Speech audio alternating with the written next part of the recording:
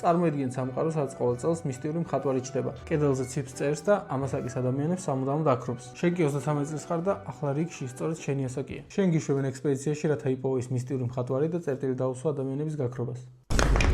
მაგრამ Clair Obscur Expedition 33 მხოლოდ გადარჩენაზე არ არის. ეს არის უმძიმეს ისტორია მგროვიარე დედაზე, რომელიც რეალობას ილუზიურ დახატულ სამყაროში გაურბის და გარდაცვლილი შვილის და არც იქ იკლავს. ეს არის ისტორია დაზე, რომელსაც მის სიკვდილის გამო დანაშაულის გრძნობა ტანჯავს და მამაზე, რომელიც ოჯახის რეალობაში დასაბრუნებლად იბრძვის. ამ დახატულ სამყაროში მიუხედავად იმისა, რომ ისინი ილუზიის ნაწილები არიან, ისინი მაინც ბოლომდე ადამიანებად რჩებიან, საკუთარი ადამიანური ტკივილით და ადამიანური ნამდვილი გრძნობებით. მიუხედავად იმისა, რომ თამაში არის turn-based combat-ი, ანუ ბრძოლის ილეთები ხდება ერთმანეთის მონოცვლეობით. გულისხმობ ჯერ შენაყენებ დარტყმას მოწინააღმდეგეს, ხოლო შემდგომ ის. მე პირადად ეს თამაში 100%-ზე გავაპლატინე და უდიდესი სიამოვნება მივიღე ამ თამაშისგან და არც ერთ წუთს არ ვნანობ, რომელიც ამ თამაშში გავატარეთ. ეს არის ნამდვილად ორიგინალური თამაში თავის ტრაგიკული ისტორიით, რომელიც აუცილებლად ყველამ უნდა გამოსცადოთ. და რა სიტყვა ეს თამაში უკვე ითამაშე, დამიწერე კომენტარებში.